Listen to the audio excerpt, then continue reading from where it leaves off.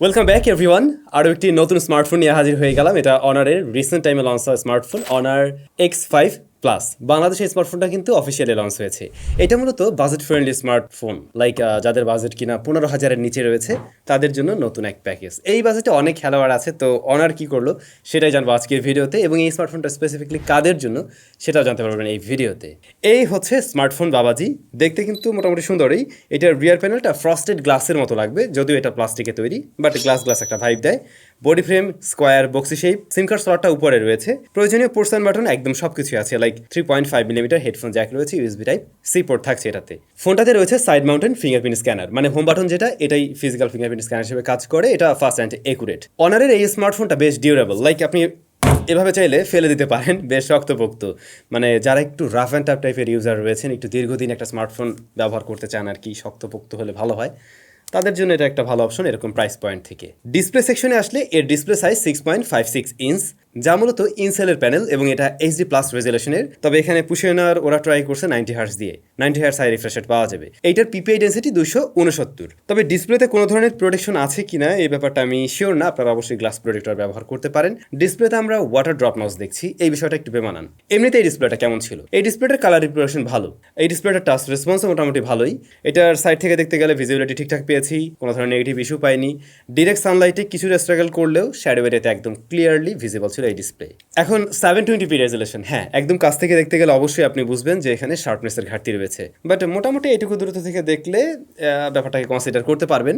আর যেহেতু হাই রিফ্রেশেরটা আছে 90 হার্টজ, ওটা ঠিকভাবে পুশ করতে পারছে, ওইটা থাকাতে ডিসপ্লেটা থেকে আপনি একটা ওভারঅল স্মুথ রেজাল্ট পাবেন। হয় কি বাজেট ফ্রেন্ডলি স্মার্টফোনগুলোতে যদি কিনা মানে ফুল এইচডি প্লাস 90 হার্টজ একসাথে দেওয়া হয়, তখন ওই প্রসেসর আর পেরে ওঠে না, লেগে ভাব থাকে। তো সেই জায়গা থেকে ওকে আছে। ডিসপ্লের ব্যাপারে আমার জাস্ট দুইটা কমপ্লেন আছে। এটার লোয়ার চিনটা আরেকটু ন্যারো করা যেত, এবং যদি কিনা পাঁচল কাট আউট থাকতো। এটার ক্যামেরা সেকশনে আমরা দেখতে পাই রিয়ারে দুইটা শুটার রয়েছে।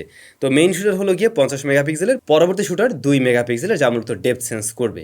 ডে লাইট কন্ডিশনে আমরা বেশ কিছু ছবি নিয়েছি এই স্মার্টফোনে, যেমনটা আপনারা দেখছেন প্রপার লাইটিং কন্ডিশনে কালারটা একটু টুইক করে দেয়, একটু বুস্টেড টাইপের লাগে আর কি, হালকা। হ্যাঁ, তো এটা দেখে খুব একটা খারাপ লাগছে না, ম্যাক্সিমাম মানুষেরই মনে হয় এই ধরনের ছবির কালার ভালো লাগে। আর লো লাইটের দিকে একটু নয়েজি ভাব চলে আসে, প্লাস একটু সফট করে দিচ্ছিল ছবিগুলোকে। এটার ডাইনামিক রেঞ্জটা ছিল অ্যাভারেজের কাতারে, আর লো লাইটে এর থেকে আমি আরেকটু বেটার ছবি আশা করছিলাম। একটু স্টাডি করে ধরে রাখতে হয় বেশ কিছুটা সময়, বাট স্টাডি করে ধরে রাখলে ইউজেবল ছবি পেয়ে যাবেন এর থেকেও। যদি কিনা 13 থেকে 14,000 টাকা বাজেটের কয়েকটা স্মার্টফোনের সাথে কম্পেয়ার করি, তাহলে হেড টু হেড কম্পারিশন দেবে এর মেইন ক্যামেরা।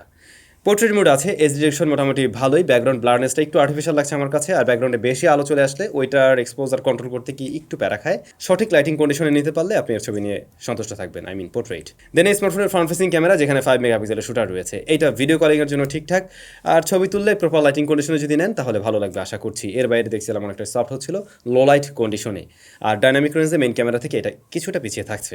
এই স্মার্টফোনের মেইন ক্যামেরায় ভিডিও রেকর্ড করা যায় সর্বোচ্চ 1080p 30fps-এ।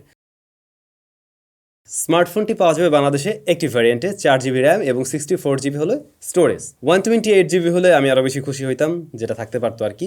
আচ্ছা, প্রসেসর হিসেবে রয়েছে MediaTek Helio G36, operating system হিসেবে রয়েছে magic UI 7.1 based on Android 13, latest operating system আমরা এখানে দেখছি। আর ম্যাজিক UI এর ব্যাপারে নিশ্চয়ই জানেন, এটা যথেষ্ট অপটিমাইজড এবং বেশ ইউজার ফ্রেন্ডলিও, অনেক প্রয়োজনীয় ফিচার এছাড়াও আছে। ইভেন যারা কিনা হুয়াওয়ের ফোন ইউজ করতেন, হুয়াওয়ের প্রতি যাদের একটা ভরসা ছিল, ওনারা আপনারা জানেন যে সেই জায়গা থেকেই এসছে, এবং এইটার রেজাল্ট কিন্তু তার বড় ভাইয়ের মতোই দিতে পারছে, তো এটা নিয়ে কোনো টেনশন নেই।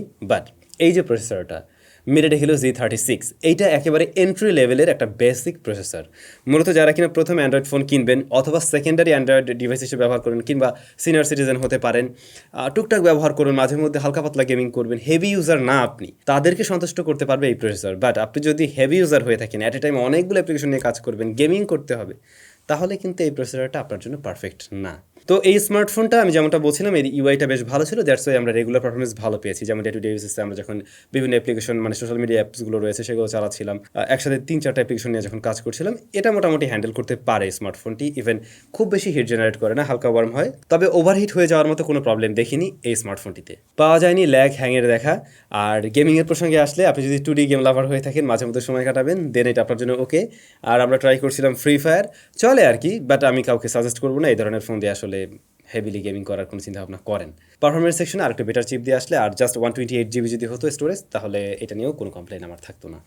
অলরাইট, এবার আসছে এই স্মার্টফোনের ব্যাটারিতে, যেখানে আমরা দেখতে পাই 5200 mAh এর ব্যাটারি। এইটার ব্যাটারিটা যেমনটা একটু বড়, আবার এই ব্যাটারি থেকে ভালো ব্যাকআপ পাবেন লং টাইম। মিনস ওরা ক্লেম করছে আপনি 3 বছর এই স্মার্টফোনটা মানে প্রথম দিন কেনার পরে যেমন ব্যাকআপ পাচ্ছেন, যেমন একটা রেজাল্ট পাচ্ছেন, আপনি 2 বছর প্লাস বা 3 বছরে গিয়েও আপনি সেরকম একটা রেজাল্ট পেতে পারেন। তবে এর চার্জারটা খুব বেশি বড় না, 10 ওয়াটের চার্জার রয়েছে এর বক্সে। এটা 18 ওয়াট হলে জোস হয়ে যেত এরকম প্রাইস পয়েন্টে। এরকম প্রাইস পয়েন্টে অনেকে অলরেডি হয়তো এরকম স্পেক অফার করছে, সো ওই জায়গায় কিছুটা পিছিয়ে থাকবে। কিন্তু স্পিকার, মনো স্পিকার রয়েছে, এটার লাউডনেস মোটামুটি ভালোই, ফুল ভলিউমে কিছু কিছু সাউন্ড ডিস্টরশন দেয়, আর একটু কমিয়ে রাখলে ক্লিয়ার এবং ক্লিন একটা সাউন্ড পাওয়া যাচ্ছিল।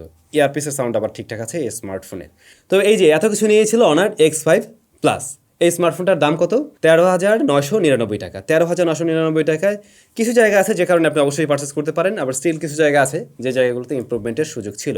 যে কারণগুলোর কারণে আপনি কিনতে পারেন সেখানে প্রথমেই রয়েছে এটার ডিউরেবিলিটি। এটা বেশ শক্তপোক্ত একটা স্মার্টফোন। দ্বিতীয়ত হলো এটার ব্যাটারি। এটার ব্যাটারি ব্যাকআপ যেমন ভালো দিচ্ছে, একদিন প্লাস প্লাস টাইম ব্যবহার করা যায় 90 হার্টজ অন রেখেও, প্লাস আপনি লং রানে গিয়েও দেখবেন এটা একটা বেটার রেজাল্ট দিচ্ছে। তৃতীয়ত এটার যে মেইন ক্যামেরা ডে লাইট কন্ডিশনে ভালো ছবি দিচ্ছে।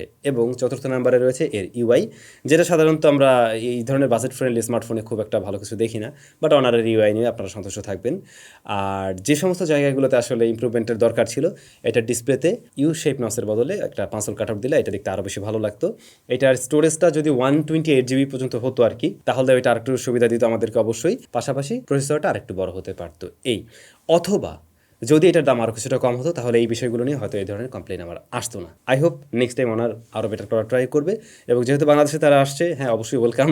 বাংলাদেশে ওনারের ফোনগুলো অফিসিয়ালি পাওয়া যাচ্ছে, আমরা হুয়াওয়ের ফোন পাচ্ছিলাম না, এবং হুয়াওয়ের ফোনে গ্লোবালি সার্ভিসটা পাওয়া যায় না, আপনারা জানেন। বাট ওনারের ফোন দিয়ে কিন্তু আমরা সেই জায়গাটা পুষিয়ে নিতে পারবো বলে আশা করছি, যদি একটা গুড প্রাইসিং তারা সবসময় রাখা ট্রাই করে। এই আর কি, এই ডিভাইসটা এখন তারাই চয়েস করতে পারেন যাদের একটু ডিউরেবল ফোন দরকার, যাদের ব্যাটারি ব্যাকআপ ভালো দরকার, এবং আপনার প্রাইমারি ডিভাইসের পাশাপাশি আরেকটা সেকেন্ডারি ডিভাইসও দরকার, বা আপনার এটা কি কি অফার করছে এটা জেনে শুনে যদি পছন্দ হয়ে যায়, ডেফিনেটলি আপনি চয়েস করতে পারেন। আপনাদের কাছে কেমন লেগেছে মাস্ট কমেন্ট করে জানাবেন। দেখা হচ্ছে নতুন ভিডিওতে। টাটা।